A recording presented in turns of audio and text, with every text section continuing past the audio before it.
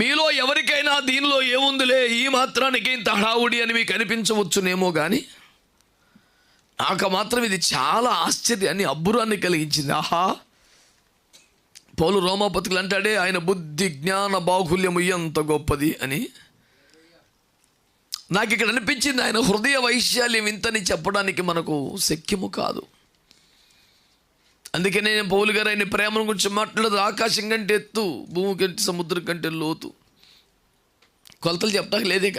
ఎంత అంటే ఆకాశం కంటే ఎత్తు, సముద్రం కంటే లోతు. అవి కొలతలు వేసుకొని అంతకని ఎక్కువ అనుకొని ఊరుకుంటామే. ఇంకా దేవుని మంచితనము ఎంత అని చెప్పడానికి కొలమానం లేదు, కొలుచుటక సాధ్యం. అందుచేత ప్రియులారా, అబ్బురపడి ఆశ్చర్యపడి ఆరాధించడం తప్ప ఇంకేమీ చేయలేని పరిస్థితిలో భక్తులు ఉంటారు ఎప్పుడు కూడా. అందుచేత ఈ అందమైన భావన మీరు పరిశీలించమని ప్రభువు పేరట కోరుతున్నాను. వింటున్న వాళ్ళందరూ దేవునికి స్తోత్రం చెప్పండి.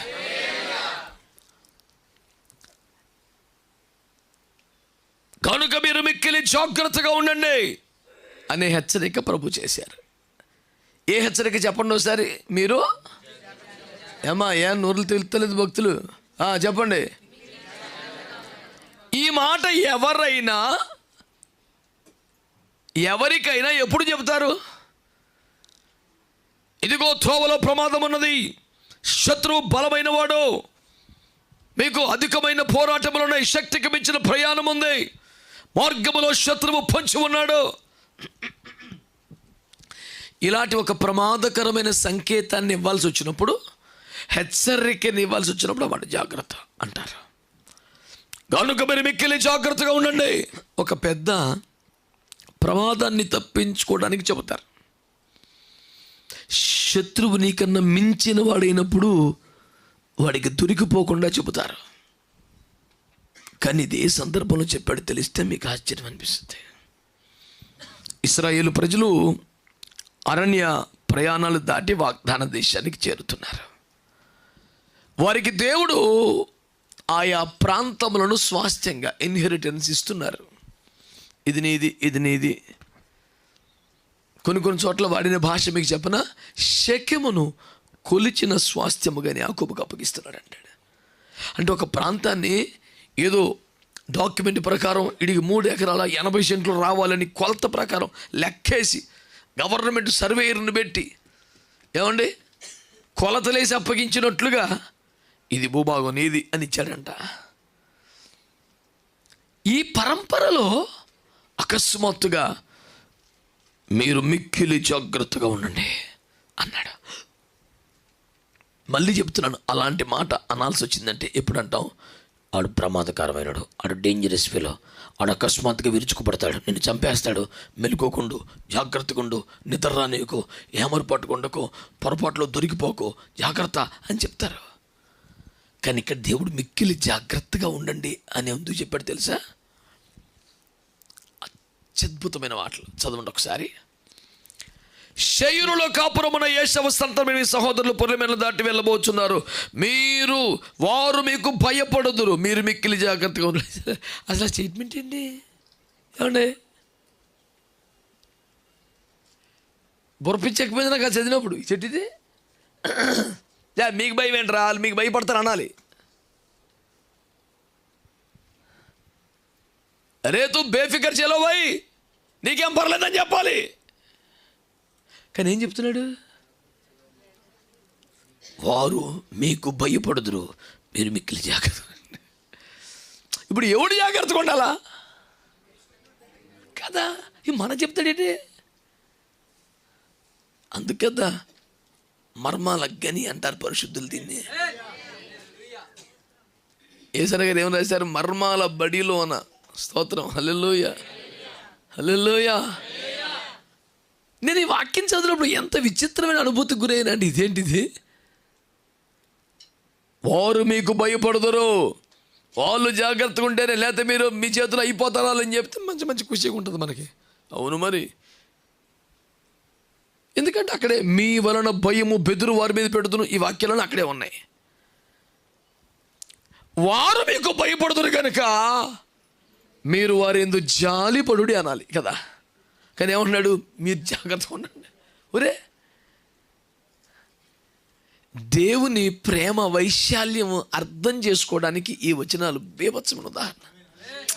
ఆహా, ఎంత జాలి యేసువా అని అంటమే, ఇక ఏమి లేదు ఇంకా కూటం. ఆశ్చర్యం అనిపించింది నాకు. అక్కడ మాటలు చదువుతాను చూడండి. మీరు మిక్కిలి జాగ్రత్తగా ఉండండి. ఎందుకు జాగ్రత్తగా ఉండాలి? ఆడు చంపేస్తాడు, వాడు నరికేస్తాడు, ఆడు కొట్టేస్తాడు. జాగ్రత్తగా ఉండండి, మెలకువగా ఉండండి. కాదు కాదు కాదు కాదు, జాగ్రత్తగా ఉండండి. వారితో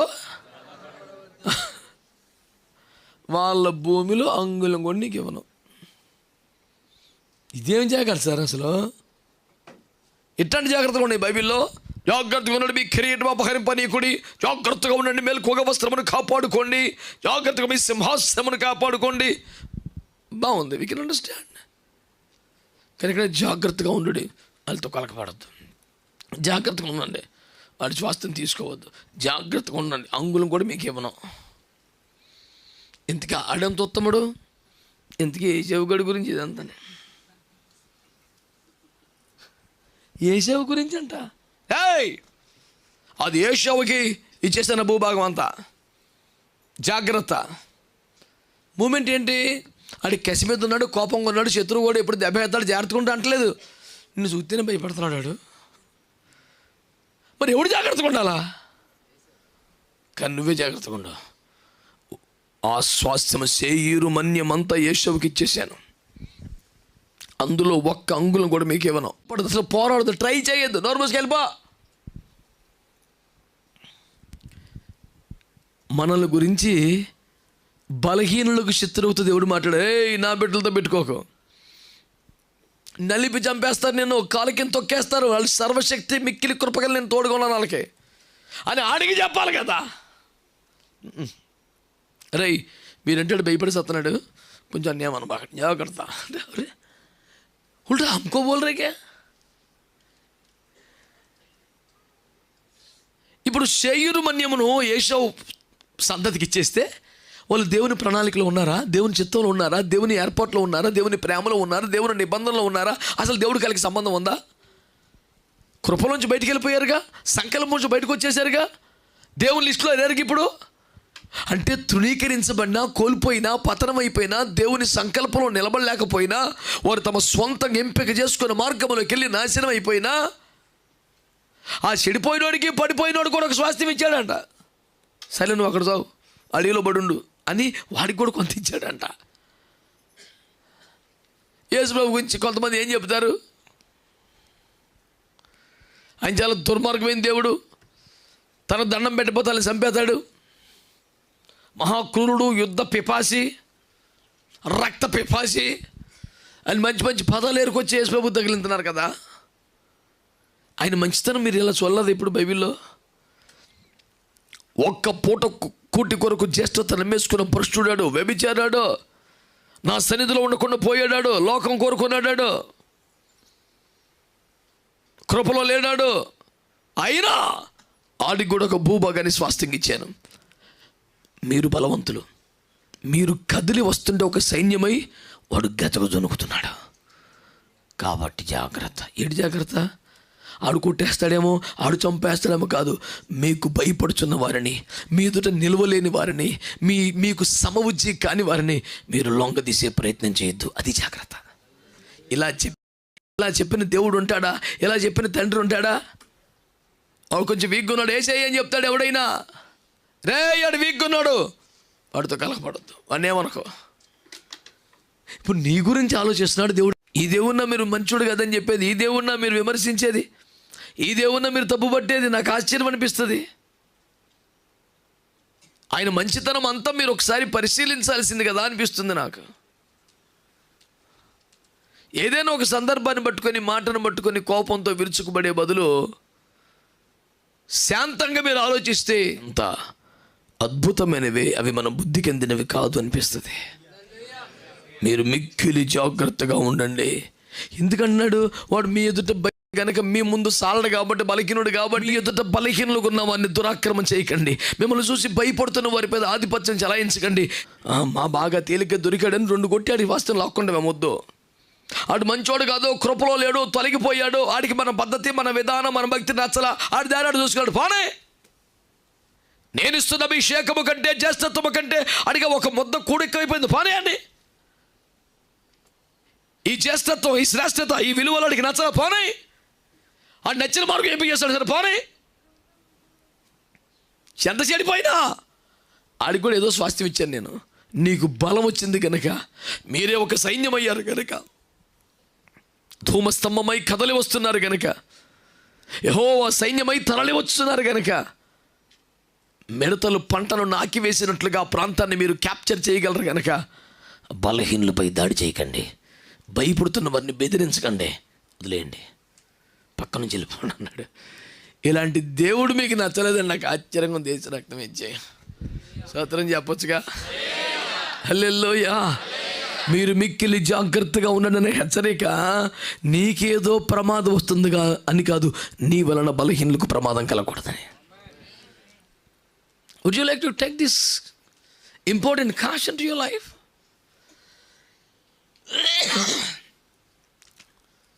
ఇలాంటి ఒక సూచనను, హెచ్చరికను తీసుకోవడానికి నువ్వు ఇష్టపడుతున్నావా? అక్కడే కాదు, 9వ వచనం చూడండి.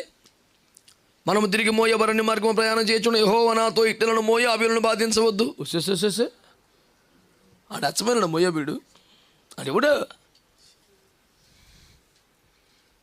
ఎంత అసహ్యమైన జాతి, ఎంత నీచమైన కృత్యముల ఫలితంగా వచ్చారు వాళ్ళు, ఎంత అక్రమ సంతానం అది. పోనీ పుట్టుకి వాళ్ళకి సంబంధం లేదు, ఎట్లాగా తగలబడ్డారు భూమి మీద, పోనీ ఆ తర్వాత ప్రవర్తన బాగుందా? ఎక్కడైనా దేవుని కృప పొందే క్వాలిటీ బ్యాచ్లో కనపడిందా? మోయాబీలు బహు గర్వపోతులు, మేడ వంచని తరం. ఓరి బాబాయ్, వాళ్ళ గురించి మంచి మొక్క ఒకటి లేదు భూమి మీద. అన్ని రకాలుగా చెడిపోయిన బ్యాచ్ని చూపించి మీరు వాళ్ళని బాధ పెట్టకూడదు, వచ్చేసి పరిశుద్ధులను బాధ పెట్టొద్దు, నీతిమంతులను బాధ పెట్టొద్దు అని చెప్పినట్టు ఎవరిని చెప్తున్నాడు? మీకు నచ్చలేదు కదా, బాధ పెట్టేస్తారు వెళ్ళిపోయి దుర్మార్గం అని. మోయాబీలను బాధించవద్దనే మాట మీకు ఎందుకు నచ్చలేదురా? దుర్మార్గం బుద్ధి కొంచెం ఉందన్నమాట. నెక్స్ట్ మంత్ బలం లేదు అయితే మీకు. దేవునికి స్తోత్రం. ఆ మాట ఏకీపించలేకపోతున్నారు భక్తులు. వాళ్ళు గర్వపోతులే, తిరుగుబాటు చేసే వాళ్ళు, అక్రమ ఫలితమే, అంత అన్యాయమే, పొరపాటే. కానీ వాళ్ళ జీవితానికి రావలసిన శాపం శిక్షలకు వచ్చేసింది. వాళ్ళు కూడా ఎక్కడో స్వాస్థ్యం తగలెట్టాం, వదిలే ఇకాలని. మీ కొరకు పాలు తెరలు ప్రవహించే శ్రేష్ఠ దేశాన్ని ఇచ్చాను, దాన్ని చేరుకునే ప్రయత్నంలో మధ్యలో కొన్ని ప్రాంతాలు దాటాల్సి వస్తుంది. వాళ్ళు మిమ్మల్ని చూస్తేనే గచ్చగచ్చు వణికిపోతారమ్మా బాబోయ్, మిడతల దండు వచ్చి మీద పడ్డట్టుగా పడుతున్నారు, మొత్తం నాకి పారేస్తారా బాబోయ్, ఆందోళన పడుతున్నారు. జాగ్రత్త, దీన్ని అలుసుగా తీసుకుని వారి భూభాగాలు లాక్కోవద్దు, వారి పంట తినొద్దు, వారి స్వాస్థ్యాన్ని పట్టుకోవద్దు, వదిలేసే. ఆయన ప్రేమ చూడండి. ఇంతకీ ఎవరాలు? లోతు వలన కుమార్తెలు కలిగిన అక్రమ సంతానంలో భాగం. అసహ్యం చేసుకోవాలి కదా. ఏయ్, లోతు వాళ్ళ బ్యాచ్ పునాన్ని బట్టి అయినా సరే ఇక్కడికి వదిలేసాను, ఆయన ఏమనమాకండి వచ్చింది అన్నాడు.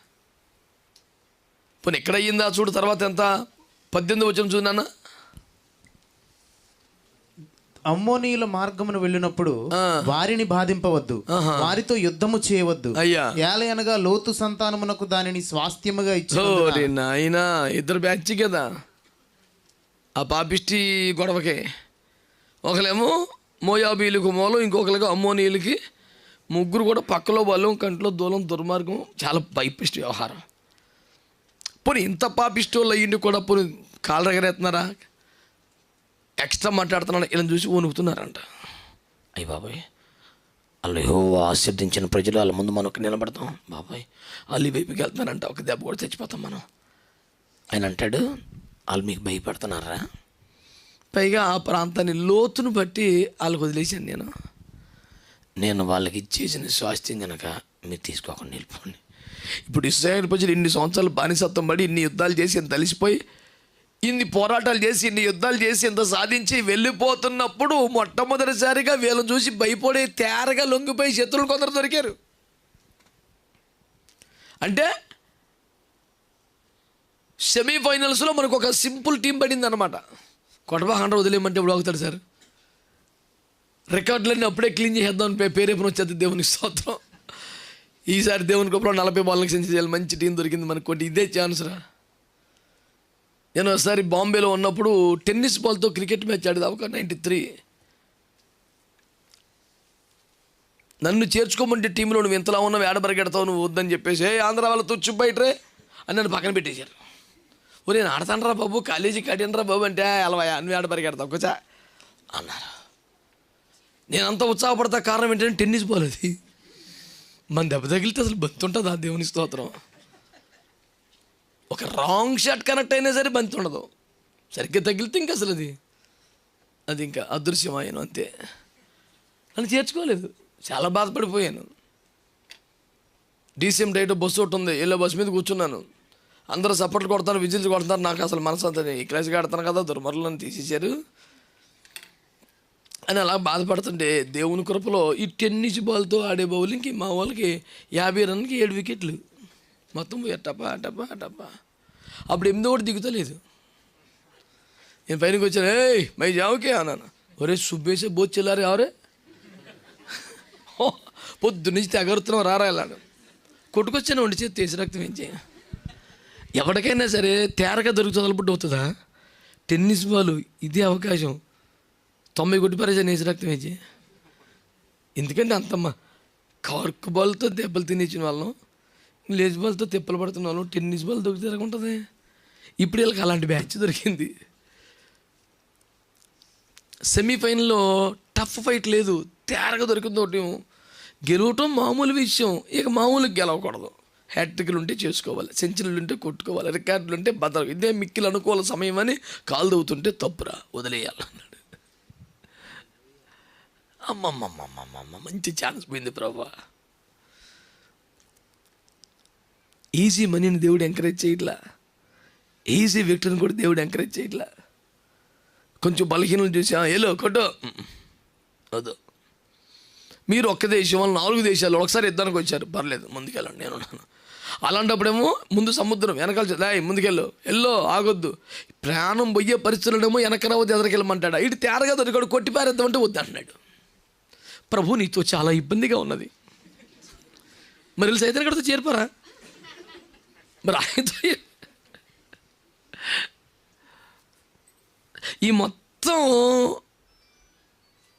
మహాపాపం అసలు మామూలు పాపం కాదు.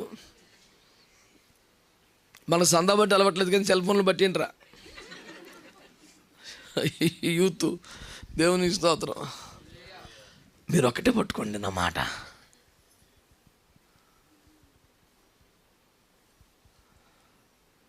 చక్కగా దేవుని బట్టి ఆలకించండి. ప్రభు వాక్యం ద్వారా మీరు నేర్చుకోవాల్సిన ఒక మంచి పాఠం. దేవుడు ఏదో ఒకటి విజయం నీ ఖాతాలో పడాలని, గెలిచాం అనిపించుకోవాలని బలహీనలపై దురాక్రమం చేయొద్దు. వాళ్ళు యోగ్యులు కాదు, వాళ్ళు పరిశుద్ధులు కాదు, వాళ్ళు నీతిమంతులు కాదు, కృపలో లేరు, ఏర్పాట్లో లేరు. అయినా నేను వారికి ఆ స్వాస్థ్యం వదిలేశాను. ఇది మోయాబీలే కదా, అమ్మోనీలకు వదిలేశాను. అది ఏషావుకు వచ్చేసాను. నిజానికి మీకు వాళ్ళు భయపడుతున్నారు. దీన్ని క్యాష్ చేసుకోవద్దు, వదిలే. ఈరోజు దేవుడు మనతో మాట్లాడుతున్న ఒక మంచి మాట మీకు చెప్పాలి నేను. ఈ మోయాబీలు, ఈ యొక్క అమ్మోనీయులు, వాళ్ళకంటే ముందు ఏషావు సంతతి శేయూరు నివాసులు, వీళ్ళ గురించి మాట్లాడుతూ ప్రభు చెప్పాడు, వారితో కలహపడవద్దు. స్తోత్రం చెప్పండి. హల్లెలూయా, హల్లెలూయా. వారితో యుద్ధం చేయవద్దు, వారి స్వాస్థ్యం తీసుకోవద్దు, వారిని బాధించొద్దు. ఎవరి గురించి సరే ఈ మాటలు చెప్పేది? పరిశుద్ధులను బాధించొద్దు, ప్రవక్తలు నడిపించొద్దు, దైవజనుల స్వాస్థ్యాలు తీసుకోవద్దని చెప్తే బాగుంటుంది మనకి. It sounds good. కానీ ఇక్కడ ఏం చెప్తున్నాడు? శేయూరు ఏషావు సంతతి వాళ్ళని, మోయాబు సంతతి వాళ్ళని, ఇంకెవరాళ్ళు అమ్మోనీయులను పట్టుకొని ఏమంటున్నాడు? వారితో కలహపడవద్దు, వారిని బెదిరించవద్దు, వారితో యుద్ధం చేయొద్దు. తేరగా దొరికేది వాళ్ళే, కొట్టిపారేసి గ్యారెంటీ గెలిచే మ్యాచ్ అది, వదిలేరు అంటున్నాడు.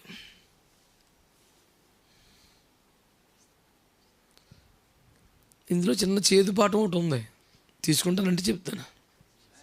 మాట్లాడలేదు మీరు. నీ విజయాలు తేరగా రాకుండా కొంచెం టఫ్గా దేవుడే మారుస్తున్నాడు. నీకు నచ్చలేదు పాయింట్. నీ తోటోడు ఉత్తినే కొట్టుకొచ్చాడు, ఆడికి బలి అయిపోయింది. వాడికి అనుగ్రహించబడ్డ కృప నాకు అనుగ్రహించబడలేదే. నిజమే, ఆడి బాపతి వేరు, నీ బాపతి వేరు. వాడికి వచ్చినట్టుగా ఈజీ మనీ, ఈజీ ప్రాపర్టీస్ నీకు వద్దు. నీకు అలా వద్దు. దేవుడు అలా కోరుకోలేదు నిన్ను. నువ్వు ఏదైనా పోరాడి సాధించాలని, న్యాయంగా సాధించాలని, నీతిగానే బాగుపడాలని, కొంచెం శ్రమైనా అది శ్రేష్టమైందిగా, పరిశుద్ధమైందిగా, మోసము కుట్ర లేనిదై ఉండాలని దేవుడు కోరుకున్నాడు. తప్పే ఉంది. ఇప్పుడు ఆయన కూడా ఆట అయిపోయాయి కదా. నీకు ఎందుకయ్యా ఈ పోరాటాలు, కష్టాలు, సిలువలు, పోరాటాలు ఎందుకు? నాకు దండం పెట్టే, మొత్తం నీకు ఇచ్చేస్తాను అన్నాడు. ఎక్లేసిన ఆఫర్ పెట్టాడు యేసు ప్రభుకి. చిచ్చే, నేను పోరాడి యుద్ధం చేసి నిన్ను చంపి తీసుకుంటాను తప్ప నీకు దండం పెట్టి తీసుకొని అన్నాడు. ఆ సిలువ మరణం ఇవన్నీ నీకు అవసరం ఉన్న, దండం పెట్టి మొత్తం ఇచ్చేస్తాను అన్నాడు. నువ్వు ఇస్తే నేను తీసుకోవటం వెంటరా, నిన్ను తన్ని చంపి తీసుకుంటాను. ఎందుకు అంత రిస్క్? ఎందుకు సిలువ మరణం, పాతాళంకి వెళ్ళడం ఇవన్నీ ఎందుకు? నా దండం పెట్టి ఇచ్చేస్తాను అన్నాడు. ఈజీది నాకు వద్దు. సొదొమ రాజుల పక్షంగా కతర్లో రాజులను దెబ్బకి చంపేశాడు. సొదొమ రాజు ప్రపోజల్కి యాక్సెప్ట్ చేస్తే సొదొమ రాజుకి మనుషులు మిగులుతారు, ఐశ్వర్యం మొత్తం అబ్రాం దగ్గర ఉంటుంది. ఎప్పటికైనా అబ్రాం దయాదాక్షిణ్యం కొని చేతి కింద బతకాల్సిందాడు. ఎందుకంటే జనాభా ఉన్నారు, డబ్బే ఇటు ఉంది. ఇంకా ఏ చిన్నకైనా ఇటు రావాల్సింది. ఆడి దగ్గర జనం ఉన్నారు, ఈయన దగ్గర డబ్బు ఉంది.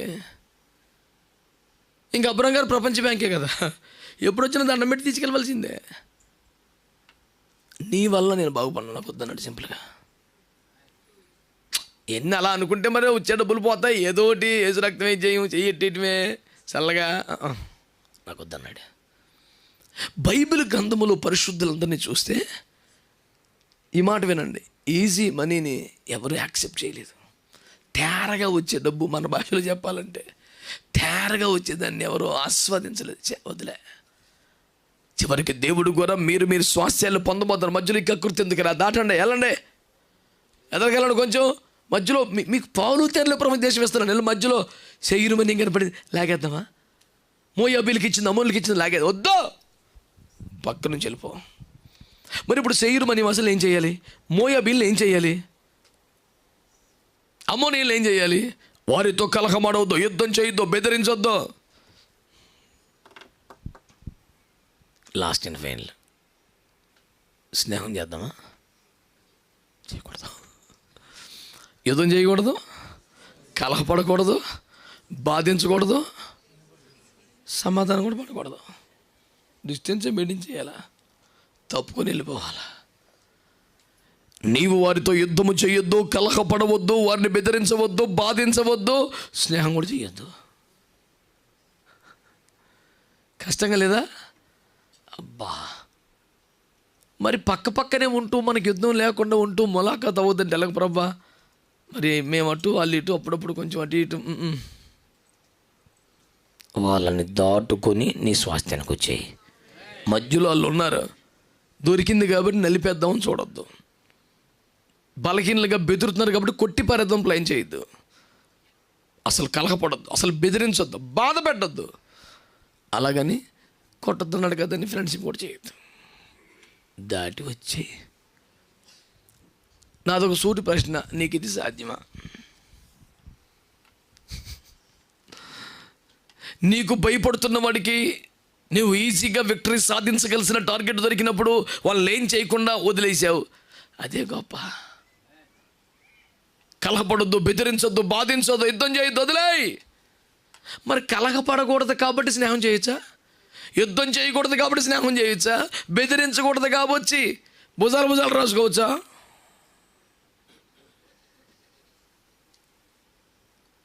మీరు వారితో కలుసుకొనవద్దు. ఎజ్రా 9:1-2 వాక్యాలు చదవండి.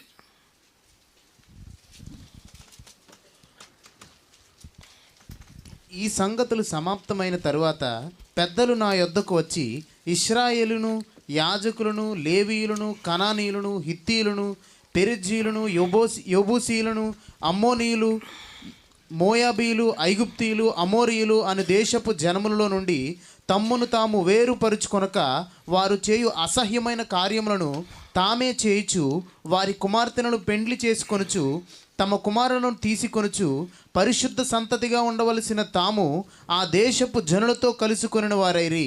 ఏమండోయ్, అక్కడ వాక్యం ఏం చేశారు? ఈ అపరాధము చేసిన వారిలో అని మొదలెట్టాడు కదా. ఏంటి అపరాధం? దేశపు జనులలో నుండి పరిశుద్ధ సంతతిగా ఉండవలసిన తాము తమ్మును తాము వేరుపరచు కొనక అపరాధం చేశారంట. ఇంతకాలం చేసిన పాపం ఏంటి? విగ్రహారాధన కాదు, వ్యభిచారం కాదు, మద్యపానం కాదు, తిరుగుబాటుతనం కాదు, అలాంటి ఏం చేయలేదు. మీరేం చేశారు?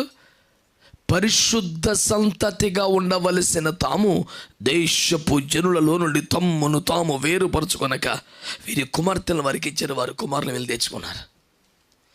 ఎవడైనా ఎప్పుడైనా ఎక్కడైనా వేరుబాటు జీవితంలో ఫెయిల్ అయితే నువ్వు లైఫ్లోనే ఫెయిల్ అయిపోయినట్టు.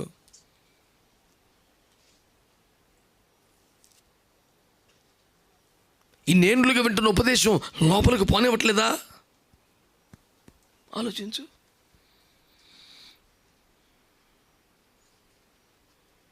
పరిశుద్ధ సంతతిగా ఉండవలసిన ప్రజలు ఏమిటట? దేశపు జనులలో నుండి తమ్మును తాము వేరుపరచుకొనక అపరాధం చేశారు. అక్కడ రాస్తాడు, ఈ అపరాధం చేసిన వారిలో ఇశ్రాయేల్లో ముఖ్యులు ఉన్నారు, ప్రధానులు ఉన్నారు. కొత్తగా ప్రభువు నమ్మలు కాదని చాలా ముఖ్యులండి. ఇల్లు ఎప్పటి నుంచో ఉన్నారంట. ఇంత ముఖ్యులు ప్రధానులు అయ్యుండి ఏం చేశారు?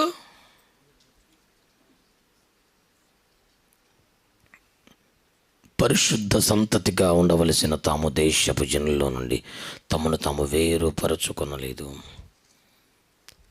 వేరుపరచుకొనకపోవడం చాలా పెద్ద పాపం, ఘోర పాపం. దేవునికి తీవ్రమైనటువంటి కోపం వచ్చిన సందర్భం. అంత లైట్ తీసుకోవడానికి వెళ్ళి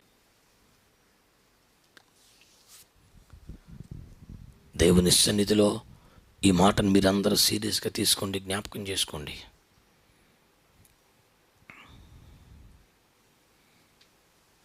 మీరు వారితో కలహపడొద్దు, యుద్ధం చేయొద్దు, బెదిరించొద్దు, అలాగని స్నేహం చేయొద్దు.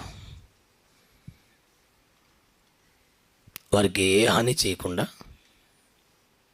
వారికి ఏ కీడు చేయకుండా, కనీసం బాధించకుండా, బెదిరించకుండా, కలహపడకుండా వాళ్ళ బ్రతుకు వాళ్ళు బతకనివ్వండి. మీ భక్తి మీరు చేసుకోండి, అంతవరకే. ఈ పల్చటి విభజన రేఖ నీ జీవితంలో మెయింటైన్ చేయాలి. నువ్వు వారితో కలహపడొద్దు, బెదిరించొద్దు, బాధించొద్దు, యుద్ధం చేయొద్దు, వాళ్ళతో లేనిపోని పోరాటాలు పెట్టుకోవద్దు. అలాగని వారితో నువ్వు స్నేహం కూడా చేయొద్దు. ఆ డిస్టెన్స్ మెయింటైన్ చేయి. నీ వలన ఏ కీడు వాళ్ళకి కలగకూడదు, కనీసం కలహం కూడా పడద్దు. అదే సమయంలో వాళ్ళు కృపను, ఏర్పాటును, రక్షణను, ఉపదేశాన్ని, నిబంధనని త్రోసివేశారు కనుక వాళ్ళతో నీకు ఎలాంటి స్నేహం అవుతావు?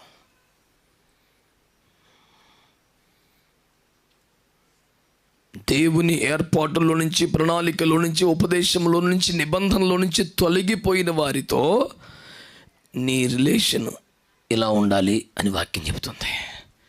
దీని గురించే మీరు మిక్కిలి జాగ్రత్తగా ఉండండి. అంటే ఏంటి? నువ్వు వారితో యుద్ధము చేయ విషయంలో కూడా జాగ్రత్తగా ఉండొద్దు అనేది ఈ హెచ్చరిక దేనికి వర్తిస్తుంది? నువ్వు వారితో స్నేహం కూడా చేయొద్దు. చెప్పిన మాట వింటున్నారు కాబట్టి, నువ్వంటే భయపడుతున్నారు కాబట్టి, నువ్వు చెప్పినట్టు చేస్తున్నారు కాబట్టి, ఆడితో కొంచెం టచ్లో ఉంటే ఉపయోగపడతాడు. రారంటే పరిగెత్తుకొస్తున్నాడు కాబట్టి దీన్ని మనం ఆస్వాదిద్దాం అనుకోవద్దు. ఇంకా కిందికి వెళ్తే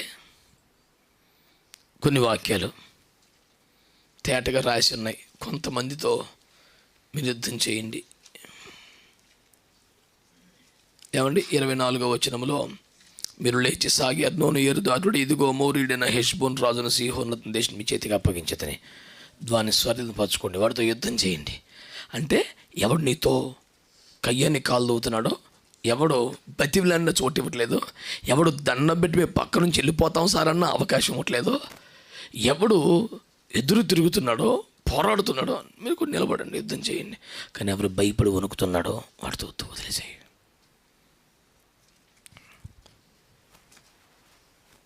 ఇందాకటి క్రికెట్ భాషే కొంచెం బలహీనంగా వీక్ టీంలు అన్నీ సెలెక్ట్ చేసుకుని వాళ్ళతో మనకి మ్యాచ్ పడేలాగా నువ్వు ముందే వ్యూహరచన చేసుకొని దానికి తగ్గట్టుగా మొత్తం అన్నీ చక్కబెట్టేసి తెలివితేటలు మేనేజ్ చేసి రికార్డులు మోత మోగించుకునే ఏమండి దుష్ట క్రీడ ఆడొద్దు, న్యాయమైన ఆట ఆడు. ఇది దేవుడు చెప్తున్న పాలసీ నీకు. స్తోత్రం చెప్పండి. ఇందు మూలముగా తేలుచున్న ఫలితార్థం ఏమనగా ఈ పూట తేలిన ఫలితార్థం మీరు మిక్కిలి జాగ్రత్తగా ఉండండి. అంటే ఏంటి? బలహీనను బాధించొద్దు, భయపడుతున్న వారిని బెదిరించొద్దు, లొంగిపోతున్న వారితో యుద్ధం చేసే ప్రయత్నం చేయొద్దు. అలాగని వారు నీ దేవుని నిబంధనని త్రోసివేసి దేవునికి విరోధంగా ఉంటున్నవారు గనక స్నేహం కూడా చేయొద్దు. కీడు చేయొద్దన్నాం కానీ, మోసం చేయొద్దన్నాం కానీ స్నేహం చేయమన్నామా? అందుచేత దేవుని వాక్యం ద్వారా ఈ పూట నేను మీ దృష్టికి తెచ్చే పాఠం ఇదే.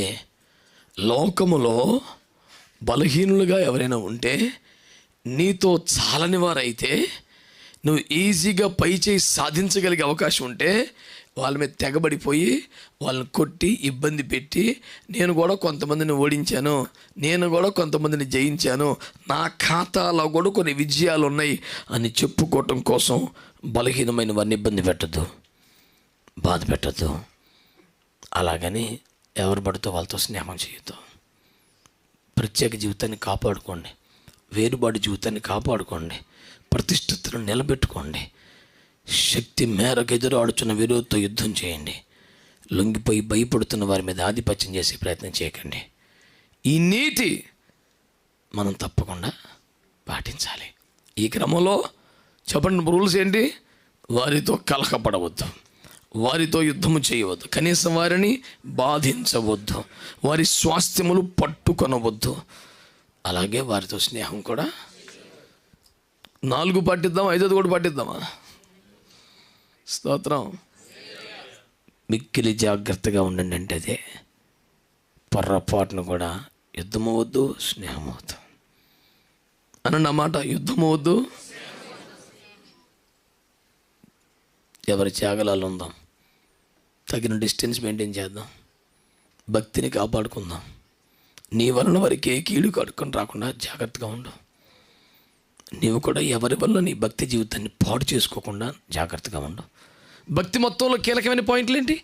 ఇహలోక మాలిని మంటకుండా కాపాడుకోవటమే.